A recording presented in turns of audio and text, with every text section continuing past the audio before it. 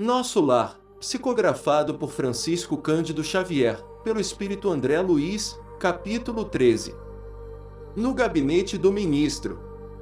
Com as melhoras crescentes, surgia a necessidade de movimentação e trabalho.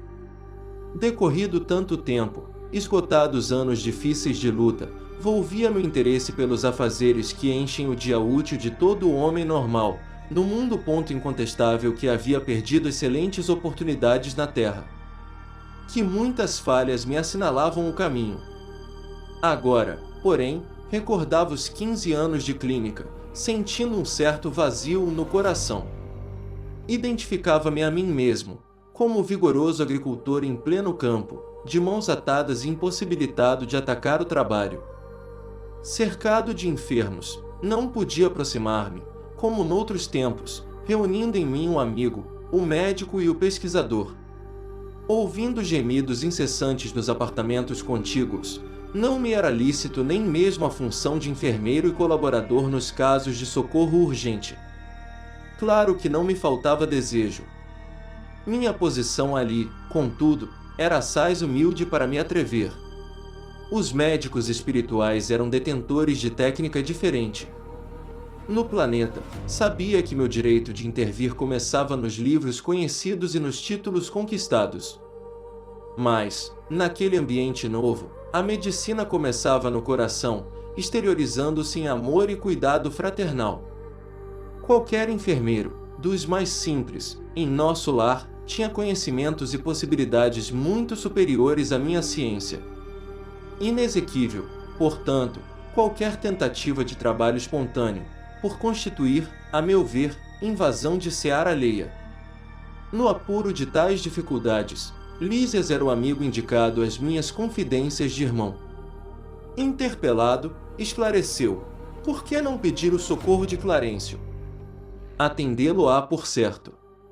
Peça-lhe conselhos. Ele pergunta sempre por sua pessoa e tudo fará a seu favor. Animou-me grande esperança. Consultaria o ministro do auxílio. Iniciando, contudo, as providências, fui informado de que o generoso benfeitor somente poderia atender na manhã seguinte, no gabinete particular. Esperei ansioso o momento oportuno. No dia imediato, muito cedo, procurei o local indicado. Qual não foi, porém, minha surpresa vendo que 3 pessoas lá estavam aguardando Clarencio, em identidade de circunstâncias. O delicado ministro do auxílio chegara muito antes de nós e atendia a assuntos mais importantes que a recepção de visitas e solicitações. Terminado o serviço urgente, começou a chamar-nos, 2 a 2. Impressionou-me tal processo de audiência. Soube, porém, mais tarde, que ele aproveitava esse método para que os pareceres fornecidos a qualquer interessado servissem igualmente a outros, assim atendendo a necessidades de ordem geral, ganhando tempo e proveito. Decorridos muitos minutos, chegou-me a vez.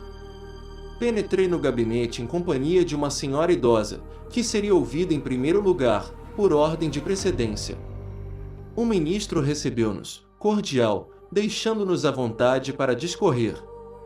Nobre Clarencio, começou a companheira desconhecida, venho pedir seus bons ofícios a favor de meus 2 filhos.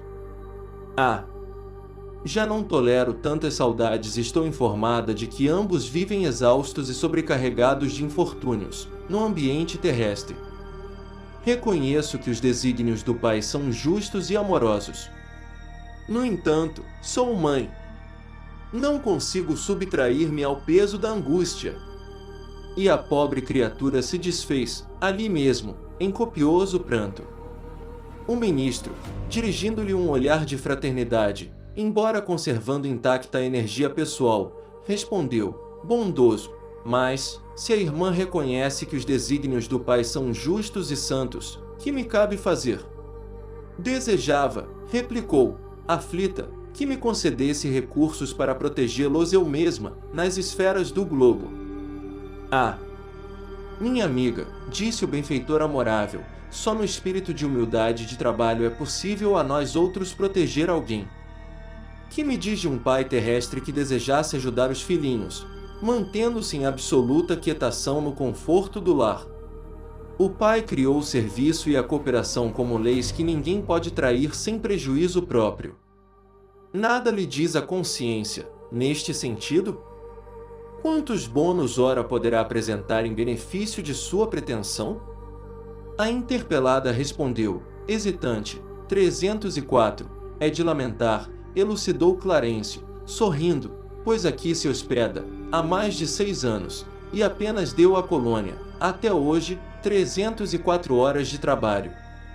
Entretanto, logo que se restabeleceu das lutas sofridas em região inferior, ofereci-lhe atividade louvável na turma de vigilância do Ministério da Comunicação, mas aquilo por lá era serviço intolerável, atalhou a interlocutora, uma luta incessante contra entidades malfazejas. Era natural que não me adaptasse. Clarencio continuou, imperturbável. Coloquei-a, depois, entre os irmãos da suportação, nas tarefas regeneradoras, pior. Exclamou a senhora, aqueles apartamentos andam repletos de pessoas imundas. Palavrões, indecências, miséria. Reconhecendo suas dificuldades, esclareceu o ministro, enviei-a a cooperar na enfermagem dos perturbados, mas quem os tolerará, senão os santos? Inquiriu a pedinte rebelde, fiz o possível. Entretanto, aquela multidão de almas desviadas assombra a qualquer. Não ficaram aí meus esforços, replicou o benfeitor sem se perturbar. Localizei-a nos gabinetes de investigações e pesquisas do Ministério do Esclarecimento e, contudo, talvez enfadada com as minhas providências, a irmã se recolheu, deliberadamente, aos campos de repouso. Era, também, impossível continuar ali, disse a impertinente, só encontrei experiências exaustivas, fluidos estranhos, chefes ásperos. Pois note, minha amiga, esclareceu o devotado e seguro orientador, o trabalho e a humildade são as duas margens do caminho do auxílio. Para ajudarmos alguém, precisamos de irmãos que se façam cooperadores, amigos, protetores e servos nossos. Antes de amparar os que amamos, é indispensável estabelecer correntes de simpatia. Sem a cooperação é impossível atender com eficiência.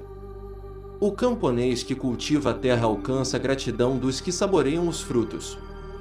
O operário que entende os chefes exigentes, executando-lhes as determinações, representa o sustentáculo do lar em que o Senhor o colocou.